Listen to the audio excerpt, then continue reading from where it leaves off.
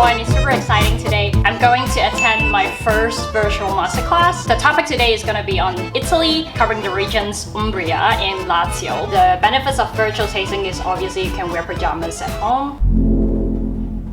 Yeah, this is how I naturally look in my pajamas.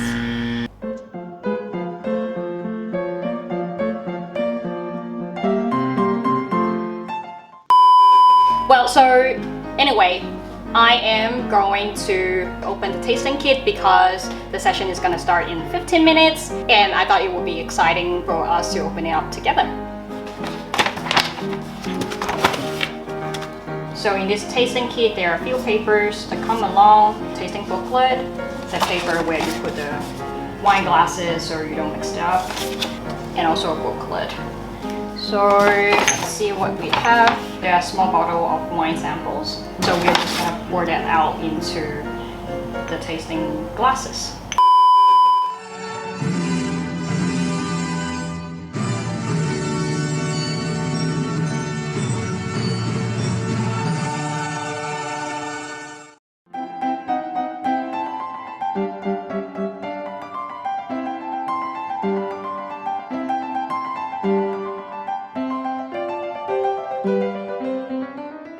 So we basically went through 2 whites and 2 reds. The first 2 whites are Chardonnay and the 2 reds are Pinot Noir and Cabernet Franc. I think this is the first time I try international varieties from Lazio and Umbria, because typically Italy is still very big on their indigenous grapes. This time it's rather eye-opening. So let's start with Lazio. Lazio is located in central Italy. For those that don't know this region, it is actually the region where Rome is located, the capital of Italy. The topography in central to southern Italy is actually quite hilly because there's this central Apennine that runs along the regions. Now, for Lazio, half of the region is hilly and closer to the coastal part, the land gets flatter. Lazio, just like any other Italian regions, it mainly produces indigenous grapes. So this region is famous for producing Trebbiano and Malvasia. IGT, which is the more flexible regulation in Italy, it accounts for 20% of the total production of the region. Lazio IGT, which is the 2 white wines that I just tasted,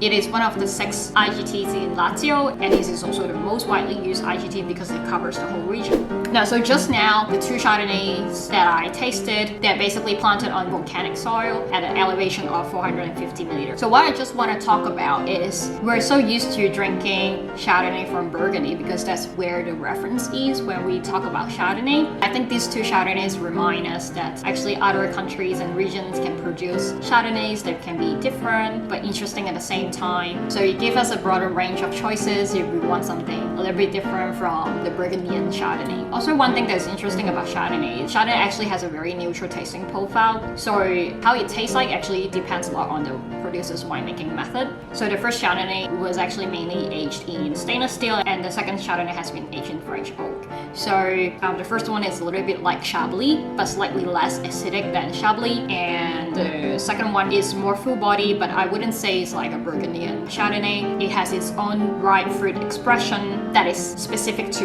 Lazio, and I would say probably because of the volcanic soil, there's quite a lot of minerality in the 2 wines. So I think for those that like mineral wines, it's worth trying Chardonnay from the Lazio region. So let's move on to Umbria. Now, Umbria actually locates beside Lazio and is a little bit more inland, so it's a little bit more continental, and it's also one of the smallest regions in Italy. Now, Umbria is the hilliest region in Italy, like Lazio, because it's located in central Italy. There's this central Apennine that runs along the regions, so it's very mountainous and very hilly. Obviously, altitude plays a role in this region, so it can probably help the grape cool down during the night. And there's also a very big lake, which is the largest lake in southern and central Italy, which is called Lake Trasimeno. So that also helps cool down the microclimate in the area. Now, Umbria, just like any other Italian region, the grape plantings are still mainly dominated by indigenous grapes. For reds, the main grape is Sangiovese and Sangiovese. Now, as you know, in this Zoom virtual tasting, they actually let us taste Pinot Noir and Cabernet Franc. So again, it's coming from Umbria IGT. which makes up 40% of the total production in the region. My opinion for the two wines that I did in the tasting, for the Pinot Noir, we kind of really expect it to be a Burgundian Pinot Noir because the climate is actually much warmer than Burgundy. So you can naturally expect fuller body, riper fruits from this region. So this Umbria Pinot Noir, I think is very good for those that actually like the riper fruit Pinot Noir from such as the New World countries. But this Pinot Noir still has the herbaceousness like the Burgundian Pinot Noir. So it's a little bit like a blend between the New World and the Old World classic French Burgundian Pinot Noir. This is also less acidic than the Burgundian Pinot Noir.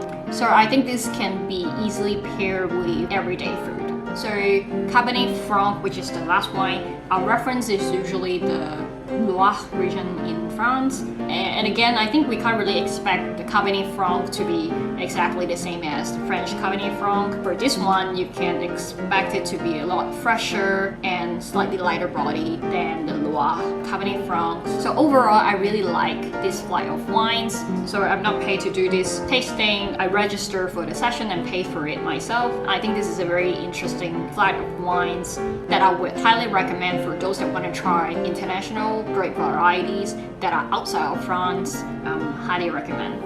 I hope you have learned something new about the Italian IGT wines. And if you like this video, do give a thumbs up. And if you want to watch more videos on wine related topics like this one, do remember to subscribe to this channel. And I'll see you next time. Ciao!